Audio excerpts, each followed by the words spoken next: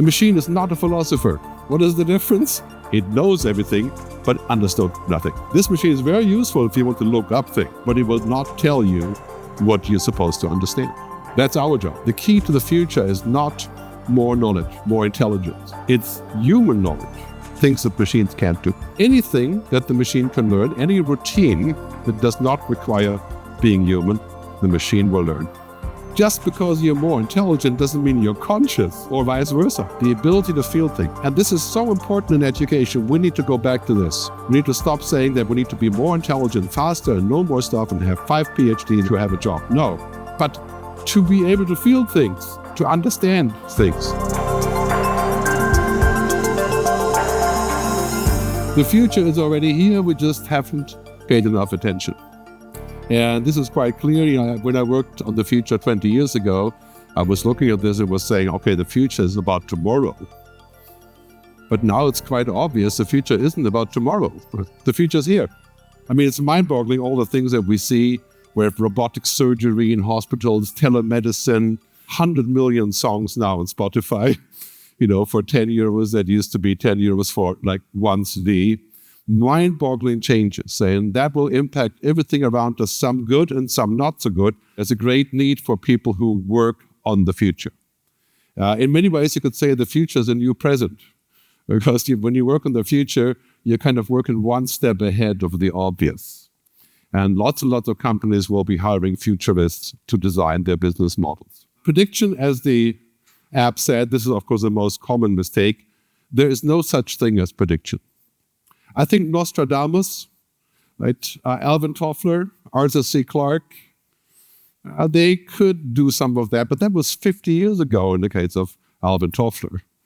Today, it's safe to say the future is coming at us in a mind-boggling speed. What I do is not prediction, is observation. Just paying attention. I can't tell you how many of my clients are just not paying attention to what's happening. They don't listen to their kids or their wives, never mind the futurists, because they're so busy with the present. It's really important that we are prepared for the future. So I want to start by the 3 revolutions that we can expect to happen. Big Blue, technology. This means basically everything around us is becoming technology. Media is becoming technology. Pharma medicine is becoming technology. Education, I would say, is crossing over with technology. Basically, technology means Big Blue. All the stuff that we see, quantum computing, 5G, this is only the beginning. In 2030, we'll have 10 billion people on the planet, 9 billion will be connected to the internet, twice as many as today. We will have instant language translation in something like 40 languages. So the next thing that WhatsApp will do, it will allow you to speak in Polish and come out in Chinese in real time. So all these things are happening around us. Big Blue is basically technology, not IBM, just technology. Big Green, the biggest shift in our lifetime for the last 100 years, we're going away from fossil fuels to renewables. And of course, nuclear fusion, next generation, nuclear. We're going to solve the energy problem in basically 10 years. So this is a huge shift because every single product is impacted by this. And with sustainability, we're going to climate emergency. You have not seen anything yet, right? If you think it's emergency now, just give it 3 years. So we're going to have emergency regulation. You're going to have to pay a carbon tax to fly on the airplane. You pay a carbon tax to eat meat. All that stuff, it sounds crazy, right, when you think about it. But we're going to solve that problem. It is actually solvable. That's a good thing about climate change. We can solve it. It takes action. The third revolution, Big Purple. Purple is the color of the chakra in India, color of people. And this is about the purpose of life. And given that there's so many millennials and Gen X here, it's quite clear that my generation was primarily about one purpose, which is to live well, to grow, to generate profit. That's what we did. My generation is responsible for 50% of all the CO2 emissions that we have today. We actually created 50% of all the emissions that are out there in the last 25 years. The new generations, they're about this, you know for yourself, asking for purpose, beyond money. Money is still important, right? I say people, planet, purpose, prosperity. That's also the motto of my work. And this is coming, and the stock markets are changing. Now the richest companies in the world are the ones that do the most damage. Think about that logic. Aramco, the Saudi Arabian oil company, is the second richest. I think the richest now is actually Apple. And Meta, Facebook, they do the same than Aramco, except that their oil is the data. Same story. It's also the richest companies make huge profits. The oil companies make $2 billion profit every single day. Basically ruining our world in return. It's kind of a bizarre justice here because we're going to see that change. The stock markets are changing as a big result of all of these debates. So, going into the future, AI is a big topic now. Everybody's talking about AI. So I figured I would start with a very simple definition of AI. And this is from Demis Hassabis. Demis is one of the key figures in AI. He runs Google's efforts on AI. And he said it's basically a definition would be computer systems that turn data and information into knowledge. Think about that for a second. Isn't that what you are doing at the university? Acquiring knowledge. Isn't that what humans are all about? Knowledge. Well, of course, I have news for you. Basically, a machine can have a certain kind of knowledge. You know, machine knowledge. Like a machine can memorize all of Wikipedia, it can read all the philosophers, but a machine like IBM Watson would take about 40 seconds to read all of the books of philosophy. And then you can ask questions to the machine and it would put together an answer like ChatGPT. But this answer is about mathematics. It's about patterns. The machine is not a philosopher. What is the difference? It knows everything, but understood nothing. There's a vast difference. This machine is very useful if you want to look up things, but it will not tell you what you're supposed to understand. That's our job. Very important to remember the difference. Now, machine knowledge is everywhere. Medical. Now we can, for example, do what's called protein folding. We can do an experiment in the cloud where we fold proteins to avoid cancer, to actually figure out 1 trillion combinations until we find the right one that we couldn't do before. So this stuff is happening everywhere, and this is something we have to remember, this kind of knowledge definition. That's why if you're studying today, the key to the future is not more knowledge, more intelligence. It's human knowledge, things that machines can't do. That's the key. The key is to go beyond knowledge. What's beyond knowledge? Well, clearly intuition, imagination, understanding, all the things that are not hardcore, basically science in the sense of logic. And this is, of course, an interesting part. We thought that people who study engineering, many of you probably do that, or computer science, they are safe for the future. Turns out, no.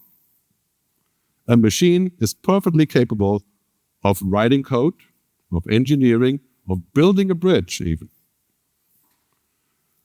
A machine is not capable of deciding if it's the right bridge, or if it has ethical issues that it occurs when it crosses a border, or something like that. Very important. Moving to that future, we think about thinking machines. Let's make no mistake about this. These are not thinking machines. There is no such thing as a thinking machine, as IBM keeps saying, or stopped saying actually lately. They think in the computer sense. How does a computer think?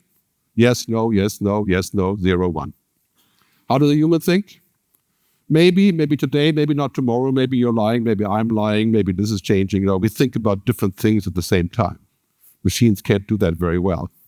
So when we look in this direction, clearly technology is exploding exponentially. Exponentially means not linear, 1, 2, 3, 4, 5, 6, but 1, 2, 4, 8, 16. Moore's law, Metcalfe's law, Wright's law, and so on.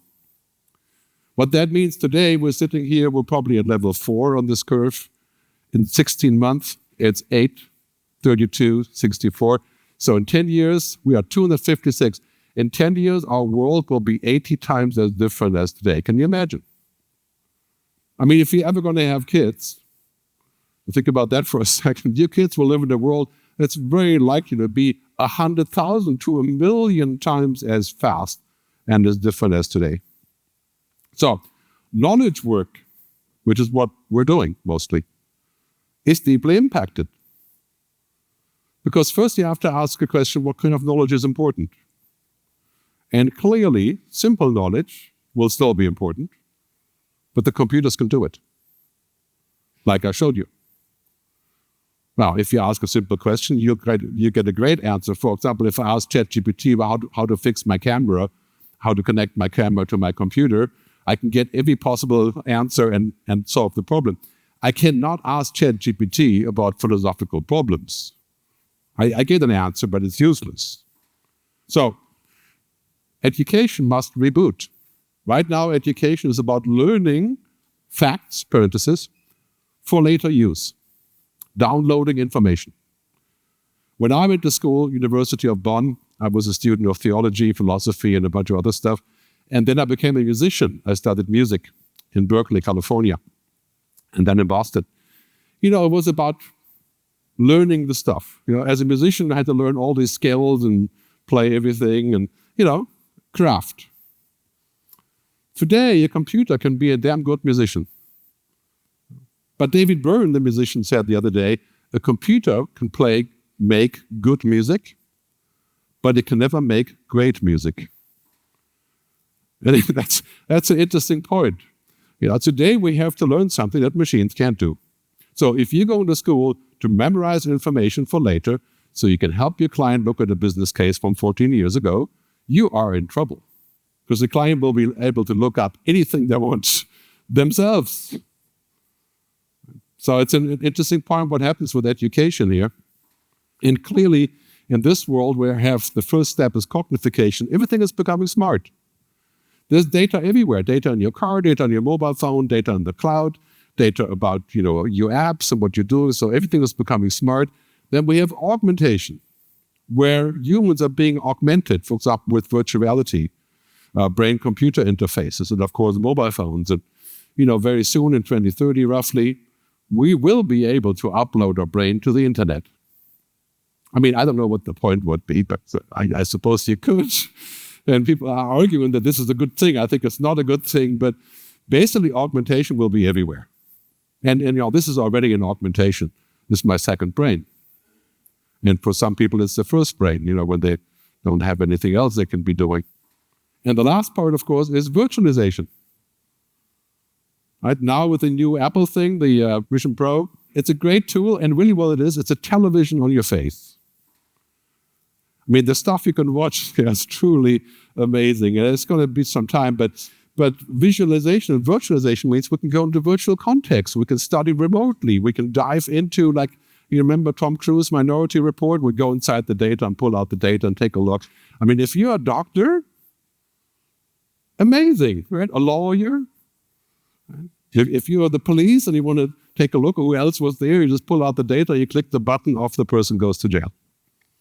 I mean, this is what happened in Israel now with the war that's happening down there. They use AI to target people. It's the most bizarre use of this technology. I mean, it's basically everywhere now. So, AI, artificial intelligence, is the new general purpose technology. General purpose means we use for everything.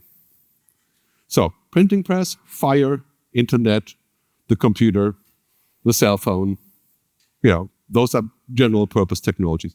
Basically what that means is since ChatGPT kind of brought this Sputnik moment, the birth of AI, now we have this moment where that's basically becoming a part of everything.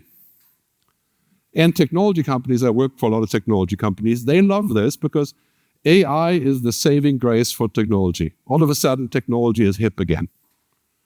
And of course, making lots of money. So technology is booming. They are the most powerful companies in the world.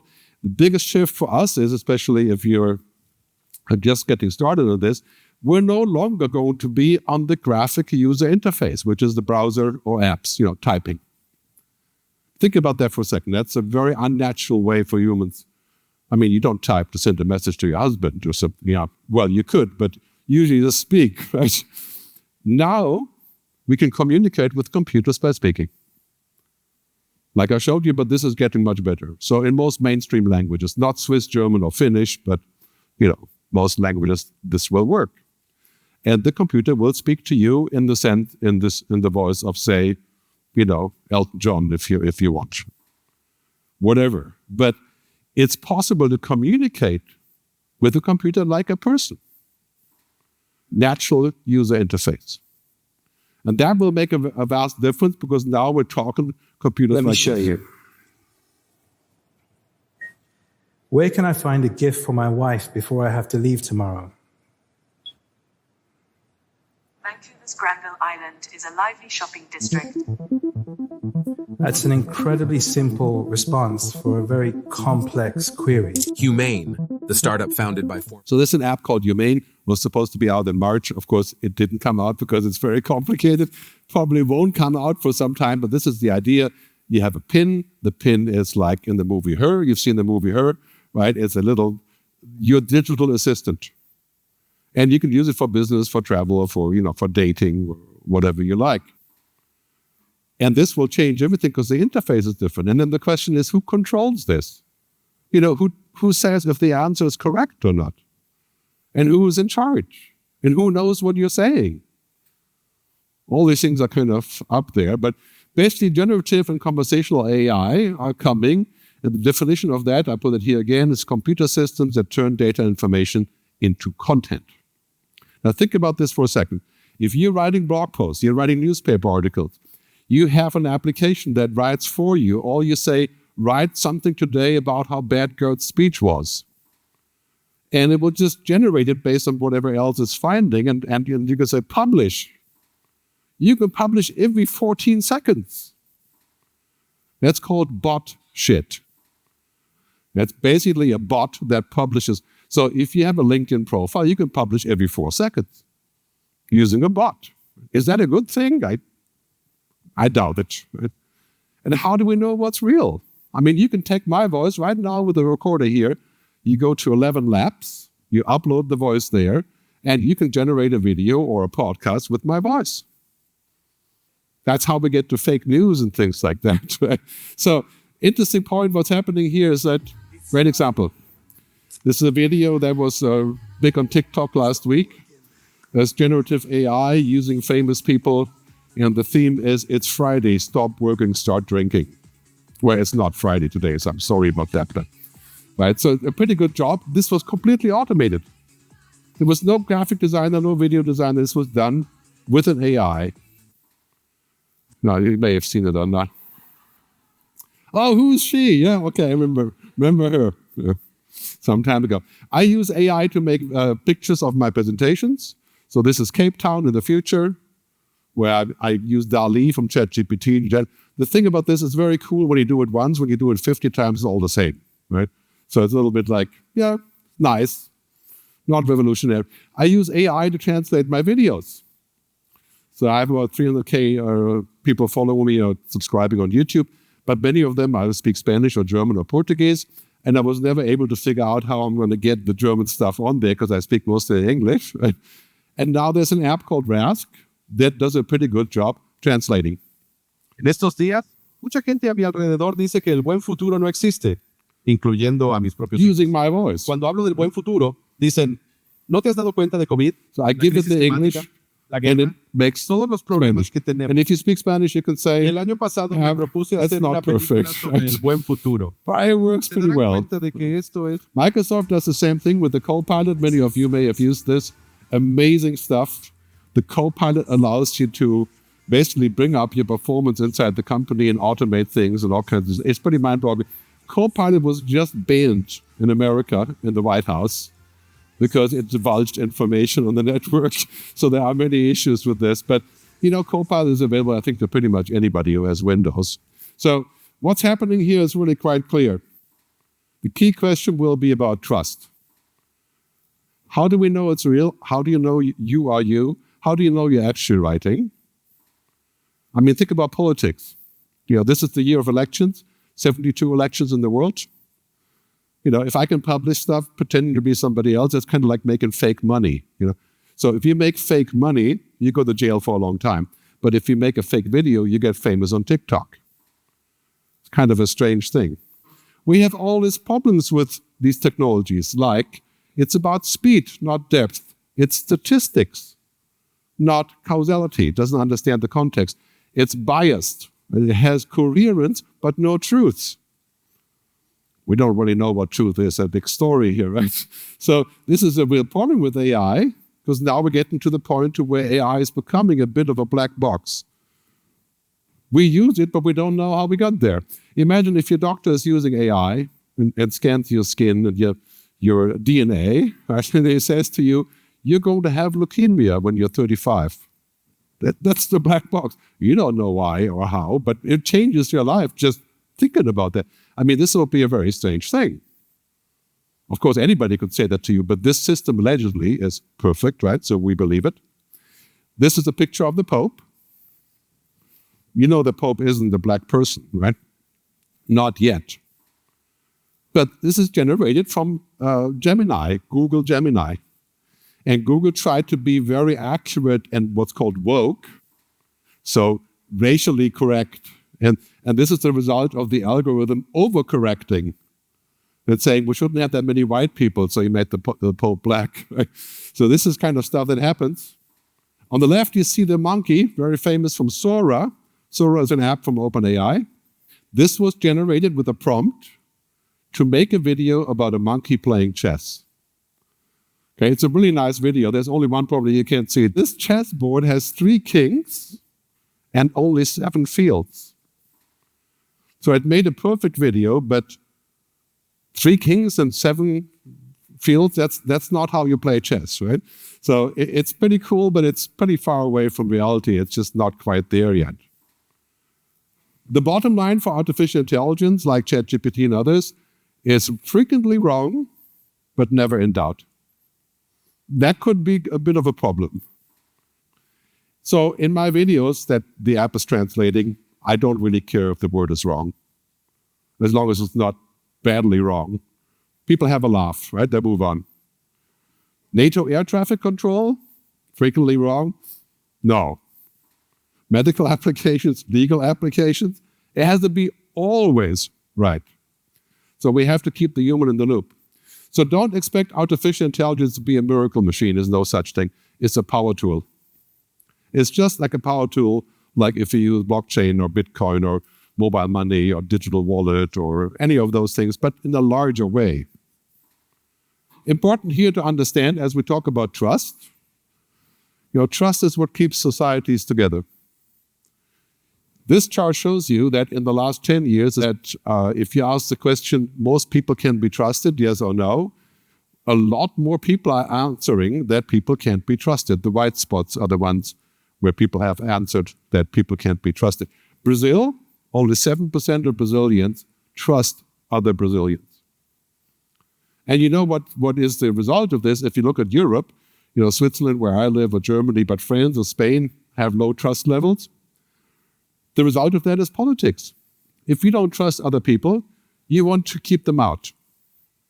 You want to stay by yourself and keep safe. Right? Of course, the ultimate spot of irony is that America actually trusts people, but the politics are the opposite. And then we get to this chart. This is the worst chart, really, of my entire presentation. You can see that democracy is on the decline. The red bar is people living in closed autocracies. That's increasing. And why is that? I have a theory. It's called social media. When you're on social media, you hear bad things. You hear things that are completely wrong. The reason that we have Brexit is primarily social media. There was a whole theory about Turkey joining the European countries. And then basically there was a campaign, somebody cooked up a very expensive campaign to say if England stays in the Union, then all the Turkish people will come to England. I don't know what that means even, but it was enough to have people not vote for the European Union. Basically, fear and mistrusting the future will kill us. If we fear the future, we act like we fear the future, we create a future that we should fear. And it's called self-fulfilling prophecy. If you think that you can't trust these people and those people and all that stuff because that has been generated through your news feed. 50% of people around the world get their news through social media. That news is made by an app, by AI. There's no curator, there's no truth, it's basically just whatever you click most. That's not a good thing. So if we want to educate people, we have to educate people to have their own sense-making, to not get too lazy and constantly use apps to find out a fake truth.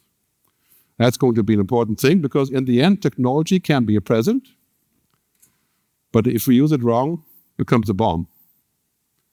Facebook, Meta, and other social media sites, they have become toxic. That's poison. Literally poison. I stopped using Facebook 5 years ago. I stopped speaking for Facebook at events because of this effect. But nevertheless, they're making lots of money, so people are happy with Facebook still. So it seems like a kind of a contradiction. Let's talk about humans and machines. The most important realization here when I was preparing is that machine intelligence, can't even call it that, let's say machine smartness, is not the same than real-world intelligence. Elon Musk said so himself about self-driving cars just a couple of weeks ago, that basically in order to have really intelligent machines, we must get them to live in the real world. Right now, machines don't live in the real world, they live in the computer world, in the data world. Important to remember here that we have this pyramid. Now, the pyramid of work and knowledge. And a lot of traditional education was at the bottom of the pyramid. Data, information, intellectual knowledge. And that is now under fire. Right? So basically what's happening now is that computers can do this just fine. Computers have intellectual knowledge, logic. And with artificial intelligence, we can expect a computer that has the capacity of all human brains combined by 2030. A computer with a theoretical IQ of 1 trillion. Basically knows everything about everyone all the time. Is that exciting or is it, well, it depends, right? Because this is what's happening for us. We're going to move up this pyramid. This is why you go to college. This is why you go to university. This is why you study other things, because you want deeper knowledge, tacit knowledge, quiet knowledge. You want understanding, wisdom, purpose, consciousness, humanity, spirituality, whatever you call it. You want all that weird stuff that the computers don't do. I tell you one thing, if you're spending all your time studying on the left to study what machines can do, you will never have a job. Or you're going to end up working for the robot. Because basically that's where things are going. Anything that the machine can learn, any routine that does not require being human, the machine will learn. Right now, language translation, if I speak in this box here and I say anything in German, just a couple of words, it will just crash, not do anything. Because it doesn't understand mixed things. You have to keep it very simple. In 2 or 3 years, problem solved. It's really, really powerful what's happening here. So let's remember, machines don't think, they don't have hunches, they don't have intuition, they don't have imagination, and they certainly don't care. This is our job. If you go into business, you realize that most people buy things from you or become customers because you understand them. Understand does not mean reading the email. Understand person to person. Super important to understand where this is going, because basically for studying at a university or anywhere, it's not going to be the formula of studying science, technology, engineering, STEM or MINT, what's called in German. STEM means we're studying technology so that we can make technology. And that was the formula. Now it turns out, no, machines can do that. Now we have to study both technology and what I call HECI in my book, humanity, ethics, creativity, imagination. We have to bring back the humanities. Sports, music, literature, understanding, talking to each other. In Finland, which I'll show an example later, this is part of the curriculum. Ethics, understanding global population. It's not like a separate thing. It's all part of the same thing. So very important that we understand where that's going as we're moving into a world where that's becoming more important. So it could very well be in the future that your job is in the company is to be on top of many, many machines doing simple things and other people who work with those machines based on those kind of skills. It is never wrong to have a technology skill, but it will not save the day. Basically, for example, in India, you have 1 million engineers graduate every year. Many of them will end up working for $300 a month, building bridges or highways. You don't think a machine can do that job? Not all of it. A machine can build a bridge, a machine can do the engineering, a machine can calculate as long as it gets the data. And then the robot makes the bridge or the 3D printer. 1 million a year. So, the two poles, digital intelligence over there and human intelligence over there. Human intelligence, as you know from research, is hard to define, but has at least 8 different pieces. Kinesthetic intelligence, emotional intelligence, social intelligence. Computers have one intelligence, and that is intellectual, parenthesis, right? Logic. And in that, they will be basically limitless. This is something to remember. Limitless intelligence can be very powerful and very dangerous. We know in history of a lot of super intelligent people who started every war we can imagine. This is part of the consequence of being too intelligent, I suppose. So we're moving into this future where it's quite clear there is explicit knowledge, that is machines, and then there's tacit knowledge, the red bar. Right? Tacit knowledge means, for example, subjective, cognitive, non-codified information, which makes up about 95% of human lives. Non-codified means it's not clear if it's 0 or 1. It could change. It needs interpretation, while explicit knowledge is objective and logical and technical. So basically, machines will take over this territory, easily transferable. It can be recorded. Can a computer be a scientist? Well, not in the traditional definition of a scientist, but yes, we can have an AI scientist in a new definition. Of course, there wouldn't be anything thinking about anything else than this. So it'd be very limited scientists, but still, right?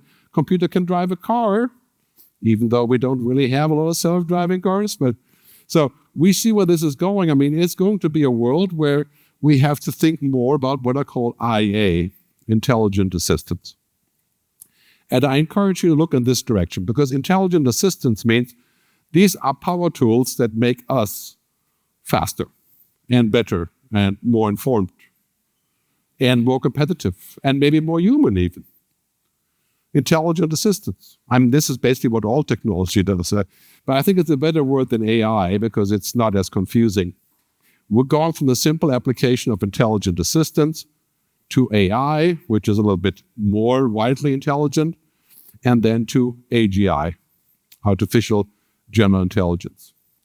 AGI means a computer that would substitute humans in all of applicable tasks, all of them. That's what OpenAI is building. That's what Microsoft is doing with OpenAI. I think that's a very bad idea, because an artificial general intelligence will have to be somewhat conscious to make those decisions. Probably not a good idea for us when we think about that. We want to be conscious.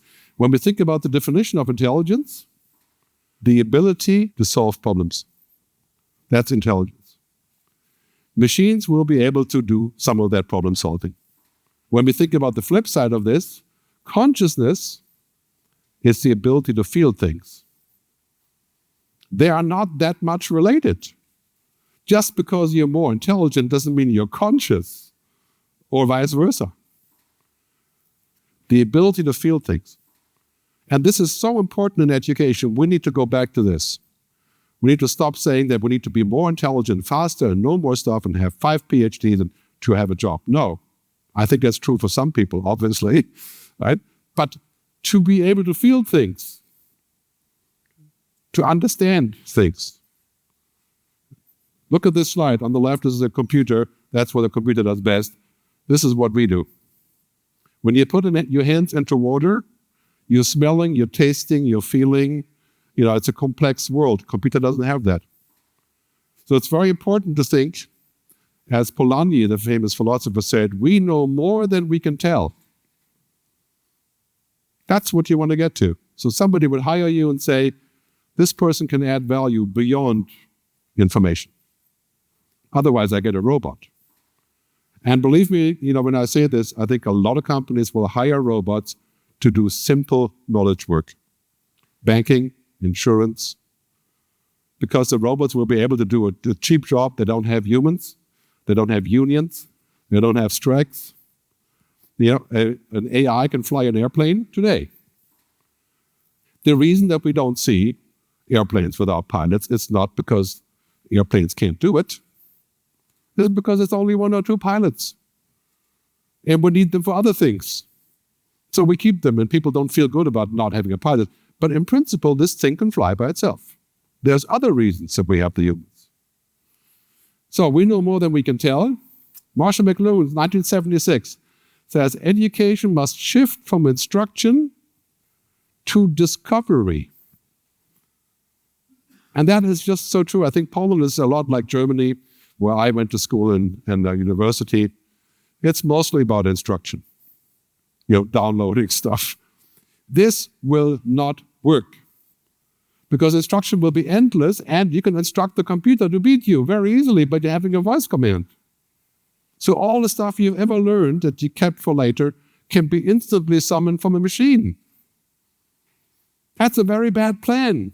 And we need to think about discovery. Bring back discovery. That's what good science is all about. That's the key word of the future, discovery. Because discovery is about creativity, about imagination, about foresight, about insight, about storytelling. Discovery.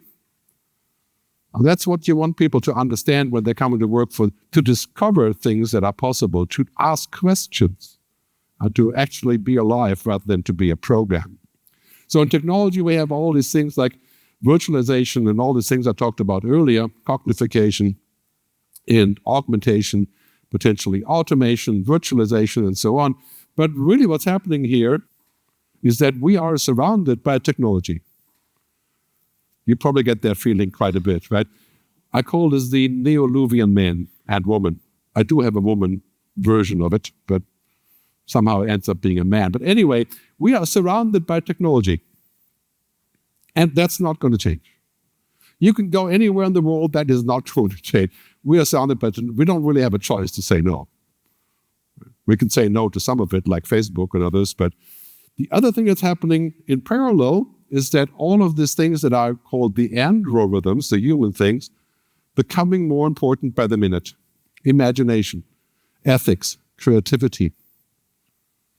That is because these things are things that machines can do, so they become very cheap, commodity, and these things are becoming very expensive. So it's important that we realize this. We should focus education on this: critical thinking, foresight, imagination, questions, optimism, courage. The future doesn't belong to pessimists, it belongs to optimists. Have you ever seen a pessimist that has invented anything? You talk to people about the future, they're saying, no, that's not possible. In America, 12% of people that go from college start their new company. In Europe, 2%. It's no wonder that we buy everything from the Americans or the Chinese. Because we don't invent anything. We don't ask questions.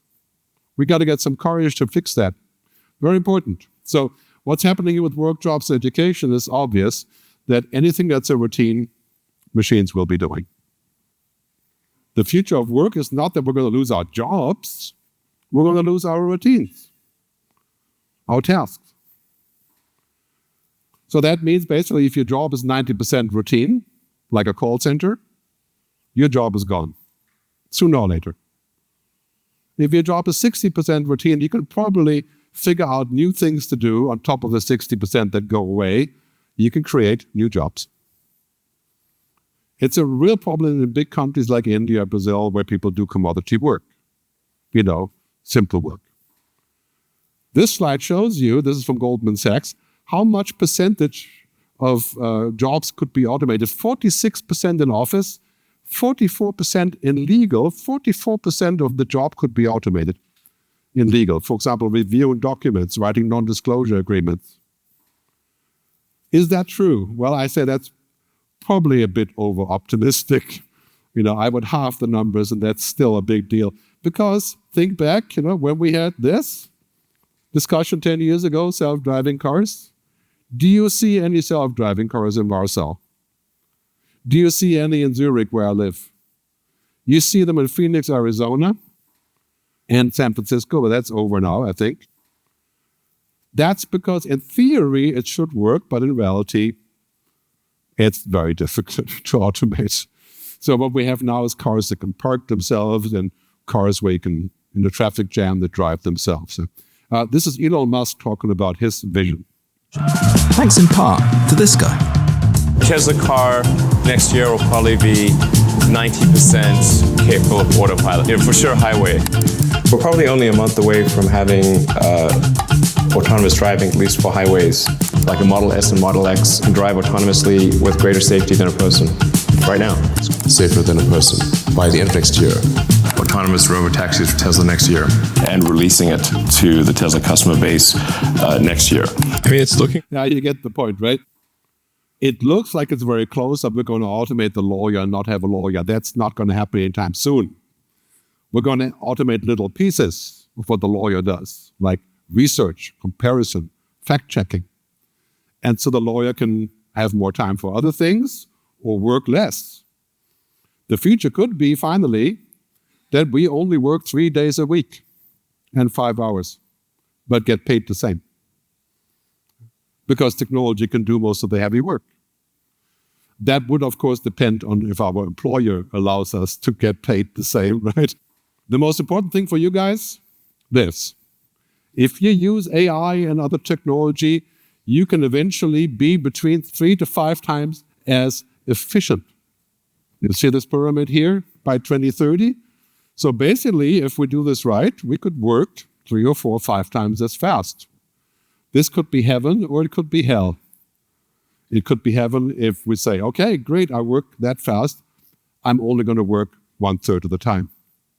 Or it could be hell if our employer says, you keep working and I'll fire the other 5 people because you work so fast, right? So I don't know, that's kind of a hard thing to say which way that's going. In many ways, I made this picture also with DALL-E. It could be the end of monkey work. Of course, that's not a very good word to use, but monkey work is commodity work, hence the monkeys. So I asked ChatGPT to talk about the end of monkey work, and it made this funny slide. But basically, it could be that all of the work that's commodity, checking and organizing and scheduling and checking your income and, all this translation, that could eventually be done by a machine. I think that's a good thing. If your job is 100% monkey work, you either are a monkey or sooner or later you lose that job, like call centers. So 21 million people work in call centers, many here in Poland. They're going to be automated. That's just a question of time. That's already happening. So yes, that makes a difference, but not everybody works in the call center. So there's a natural permutation. Keep in mind that in Poland and other countries around the world, 100 years ago, 90 people were working in agriculture. 90% people. And today, 2%. So we're shifting into new things. That's entirely possible. We're moving into a world where this kind of automation is a threat. We may see the robots moving in and the people moving out. And some people say what's going to happen is that we're going to become useless humans because the robots are coming in. To which I would say, yes, but if you are already useless at work, parenthesis, the robots will discover that If pieces of your work are kind of routine that you're selling for a high price, the robots will take that over. But it doesn't mean that we in ourselves are going to become useless. It means that we have more tools. And this is really true for all tools. But what it also means is for people who do very low-level work, they will have an issue. When we have to capture them, when we have to think of social plans, we need to make sure that in this pyramid here on the left, it basically says that every major technology innovation resulted in new jobs growing entirely from zero. For example, social media, I don't know if you are familiar with the work in social media. 22 million people work in social media.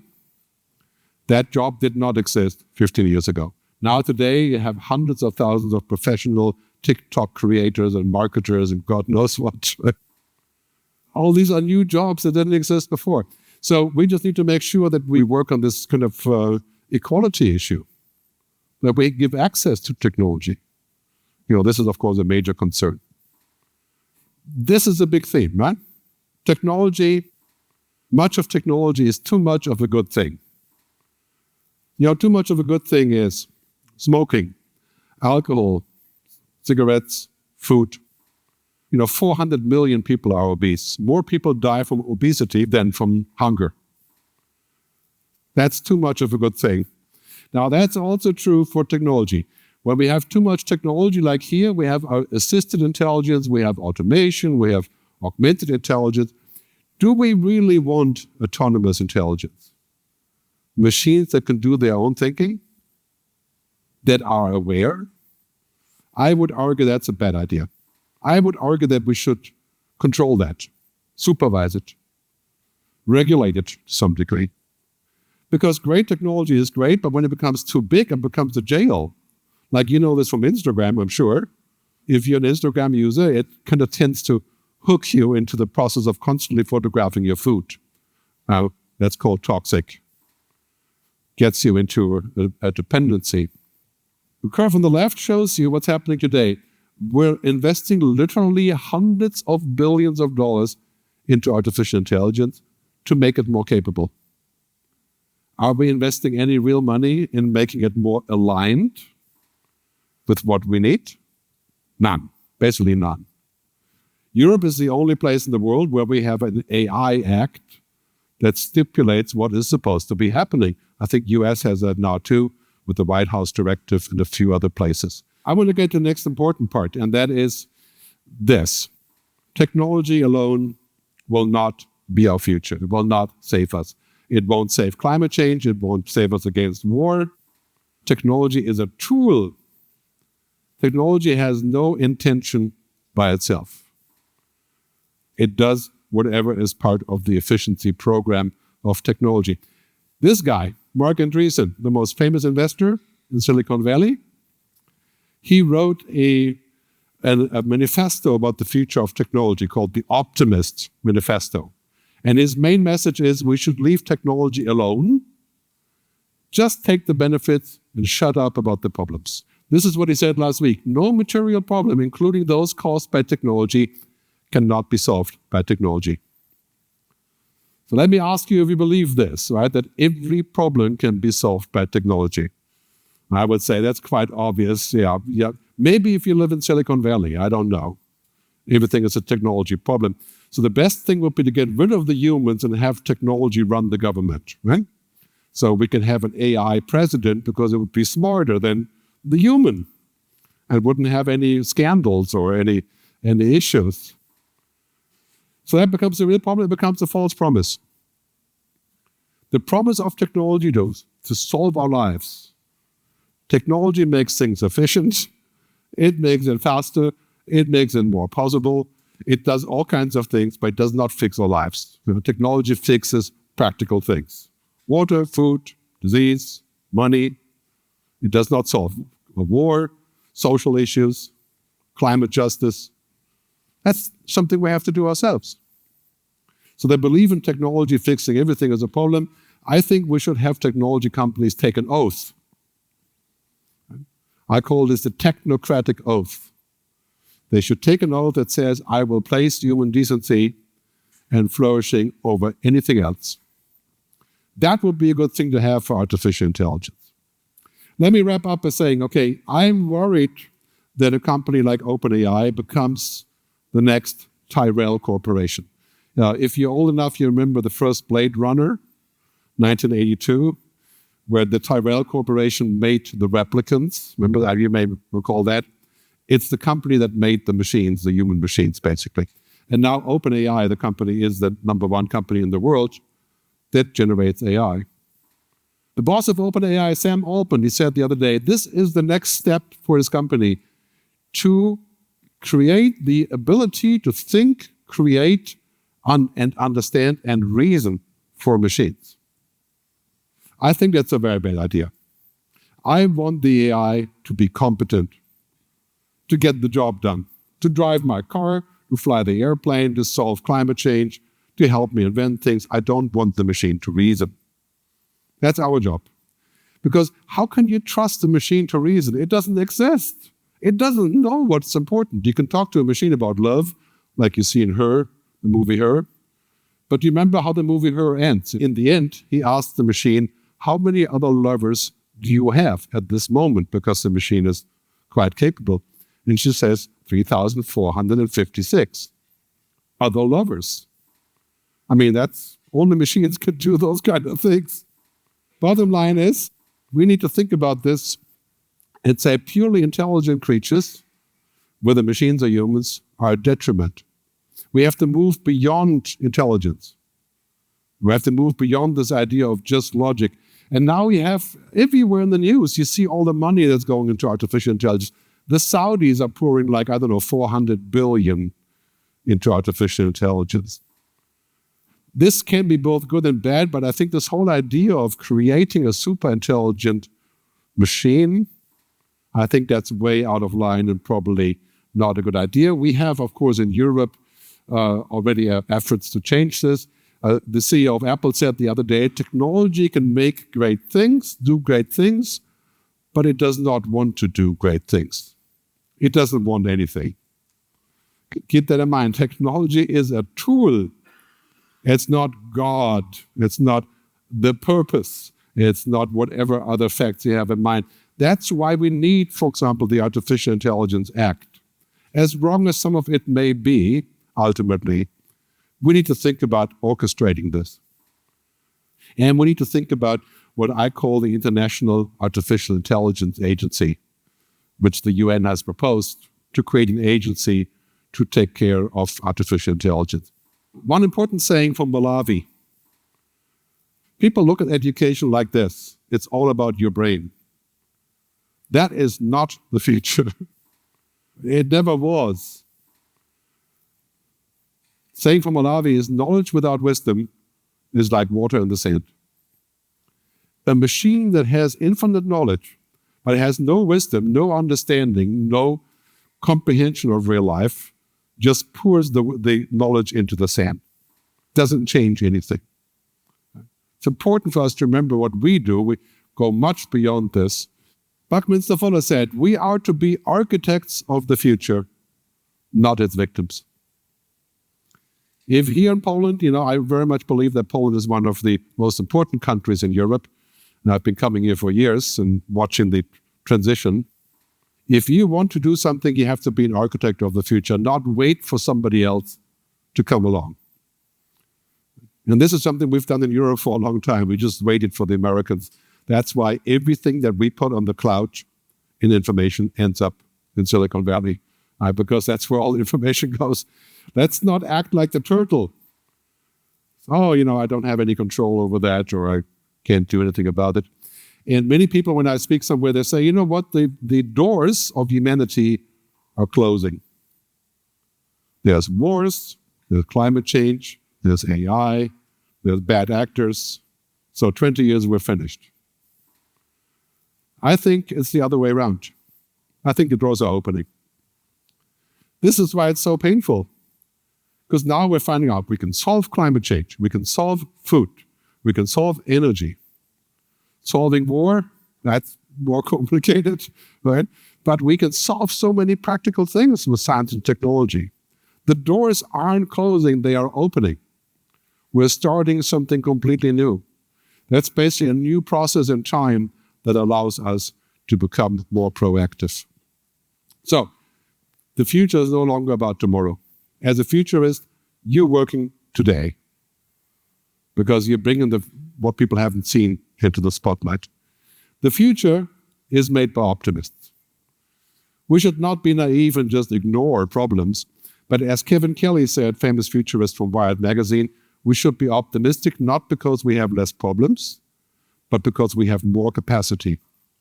We have the capacity to solve. And finally, the mindset contains your future. If you have a negative mindset, you create a negative future. And this is also important to remember when you're thinking about education, which way we're going. So if we're looking at this and saying, okay, what future do we want? We don't want this future, which means productivity and money going up because of AI, but humanity and what we are declining, which means top 10% will make more money than ever before. Everybody else gets to, wait around for his job to end. That's a bad idea, right? Because you know what results from this? War. And this will be a very bad solution. What we want is we want AI to bring us a solution like this, where productivity goes up and humanity goes up, where we all have benefits, where we all participate. And we need laws to help us with this. We need to think about what we want from this revolution that I mentioned in the beginning. AI is about competence, not consciousness. It's about fixing practical problems, getting smarter, no longer being stupid, getting stuff done. And then it's about switching this sort of paradigm, this deadly paradigm that we've had for a long time that was primarily about profit and growth, to switch this to a larger story, the purple that I talked about earlier. So, summing up with AI is a power tool. And people with power tools beat the people without power tools. Simple as that. If you work on construction, you have a hammer and you have to put nails in there, that's good. But if you have a nail gun, you could be 100 times as fast. But the nail gun is also dangerous. You can shoot your foot, kill somebody with a nail gun. We need to use power tools to understand the world. But, the world isn't just about tools. It's also about this idea of saying, well, that's kind of cool, but it's not enough. It's about telos, about wisdom. This is the number one skill you need to get a good job in the future. Understanding, purpose, telos, wisdom. Greek word for wisdom. So very, very important to go in that direction and bring it all together in education as we look at what I call the good future. 3 rules for the good future. On the left is technology. Exponential, convergent, combinatorial. Basically, by 2030, we'll be at 256, and we'll be in this room with, basically virtual connections and holograms and what have you. I've already tried holograms, it's pretty cool. But the other part of this is, of course, the 3 other things of technology, the flip sides. So that's being holistic, circular economy, human values. And when I say human, I don't just mean humans, I mean planetary values, not just people. So those 3 things are coming together and they're creating the future. I think the recipe for education is awesome humans. It's a great American word. I don't know how you would even translate that into German. Awesome humans on top of amazing technology. We can have amazing technology, but not awesome humans. We can create a world that is only 5% of people will participate. So we don't really have much of a choice in saying we have to actually become awesome humans or remain awesome humans and discover what that means in education. What we focus on in the past is to create awesome functionaries. So people who function. But now machines are functioning. So we got to think a little bit different and move into the new reality. Let's not think about it like this, with a sort of division of the bad future and the good future. Let's go a little bit further than this. Great saying from the Cherokee Indians, the wolf you feed is the wolf that wins. If you feed education or don't feed education and not help people to make that transition, you will get this result. So we have to put our money in the right places. We have to, what I call, endow the good future. So I have to put money into education that does this. I think we should put the same amount of money into education and thinking and learning than we put into technology itself. That's how we would really get the economy going in the long run. To shift that money over, endow the future.